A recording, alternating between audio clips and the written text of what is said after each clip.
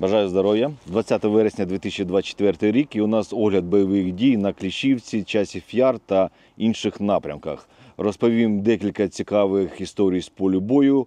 І слідуючі 2 тижні не буде оглядів. Чому? Додивіться відео до кінця.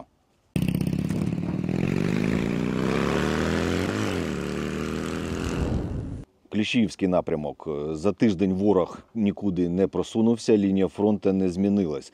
Але ворог постійно робить такі невеличкі атаки, про які я зараз і розповім.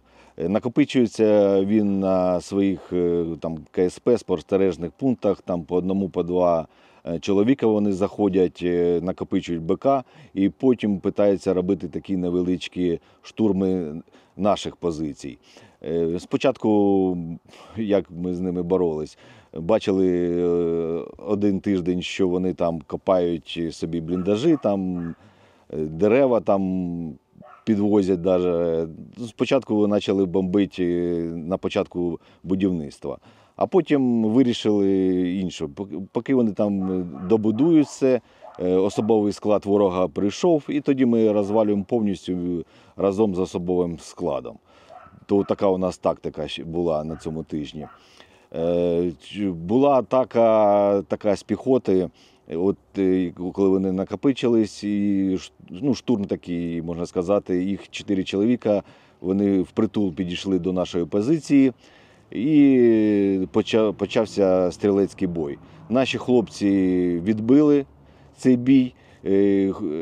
Ті 4 ворога, вони почали відступати, вже по полю пішли, і далі вже підключились наші безпілотники, і дуже чудово задухсотили повністю всіх 4.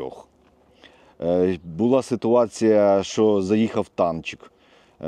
Заїхав, ми його підбили, вони трошки проїхали, зупинились, виліз особовий склад, там 3 чоловіка, і забіжали у посадку.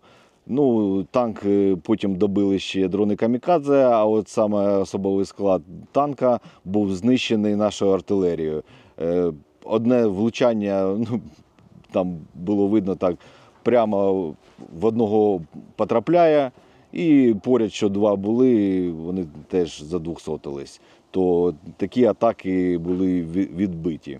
Дуже щільно та вправно працюють наші безпілотники, вони розповідають, що ворога вони знищують до тих пір, поки в нього там кінцівки не поодриває, бо їх, щоб поранять, вони перематуються і далі йдуть. Там півноги там, йому відірвало, там ікру.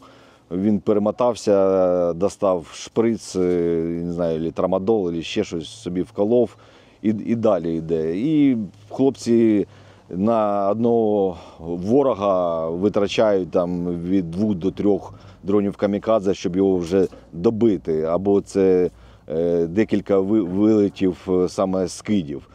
То ворог або під чим-то, чи я не знаю, вони їм кажуть, назад не повертайтесь, а вони йдуть поранені, але йдуть уперед. Не розумію, що їм движе, але всю піхоту наші безпілотники повністю знищують. Так, ворог дуже щільно працює і по нашим позиціям, і по нашим безпілотникам, але поки все добре, всі живі, здорові. Так, пошкодження обладнання це таке є. Чому ми постійно і збираємо з вами кошти саме на безпілотники? Тому що багато втрат саме і дронів, і обладнання. То поки що все нормально і безпілотники працюють вправно. Часів Яр. Лінія фронту за тиждень теж тут не змінилась. Ворог тут не пройшов. Раніше я розповідав, що у них було просування зверху Часів Яра, там де Калинівка, Григорівка, там вони потрошку тут пройшли і на цьому все завершується. Постійні атаки, обстріли, все, нічого не змінилось, але наша оборона стоїть там міцно. Костянтинівку постійно обстрілюють каби, район Костянтинівки не завжди по місту, а навколо. Було пару днів, коли у нас було взагалі затишя, у нас такі пориви вітра було, що 2 дня чисте небо було, що не було ні одного ворожого розвідника. А так у них від 10 до 20 зал орланів постійно кружляють у нашому районі. То завдяки вітру, то 2 дні такий передих трошки був. А на інших напрямках Східного фронту ситуація не дуже. На Торецьку у ворога є просування, вони там в одному місці десь на 500 метрів пройшли, в іншому місці вони на 800 метрів пройшли. В Нью-Йорку ворог теж трошки просунувся, там не набагато, там а-ля 150 метрів. І на Покровському напрямку на деяких відрізках ворог теж пройшов. Зараз він переключився район Курахове, і там йдуть такі бої постійно там до 30 атак, а може і більше. Хлопці тримають і дуже багато утилізують русню цю.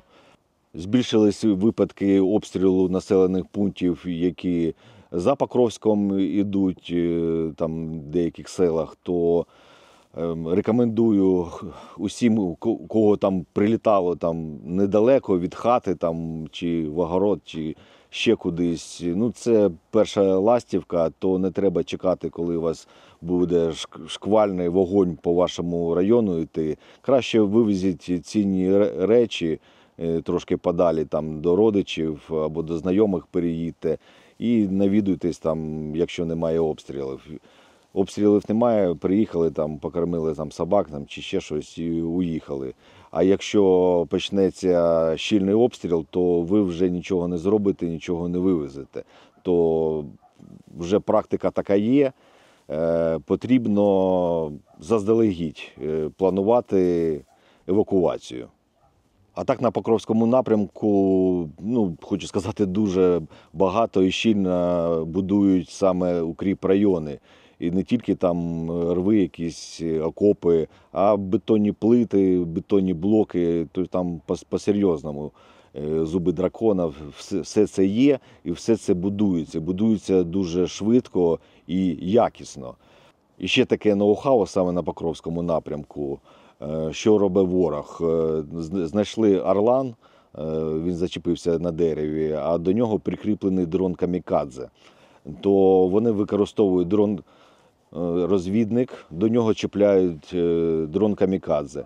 І якщо розвідник бачить десь ціль, він відстебує цей дрон камікадзе, не знаю, як він працює, що воно відщолкується, дрон камікадзе починає летіти і повинен влучати у ціль.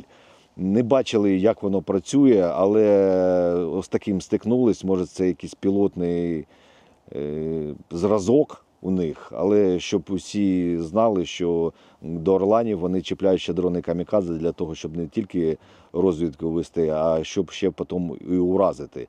І якщо ви бачите, орлан десь лежить і на ньому дрон камікадзе, то не треба його чіпати чи ще щось, тому що дрон камікадзе може взірватись. Ну, про те, що вони орлани мінують просто так, теж я розповідав, то не треба чіпати, це для мирного населення розповідати. Щось лежить, хай воно лежить. Краще там сповістіть військових чи районну владу вашу, і хай вони займаються розмінуванням чи ще щось. Ну і наступні 2 тижні я не буду публікувати по п'ятницям огляд бойових дій, бо я йду у відпустку. Ще 2 неділі в мене є відпустки в цьому році, от офіційно ще йду в відпустці, трошки відпочину. Але по п'ятницям будуть виходити відео, які були з великою затримкою для того, щоб можна було вже всім показати там з документальними кадрами, то буде дуже цікаво, не пропустіть ці відео. Ну, а ми продовжуємо боронити нашу країну, і ми обов'язково переможемо, бо ми не переможні. Слава Україні, слава ЗСУ, а Путін – гандон.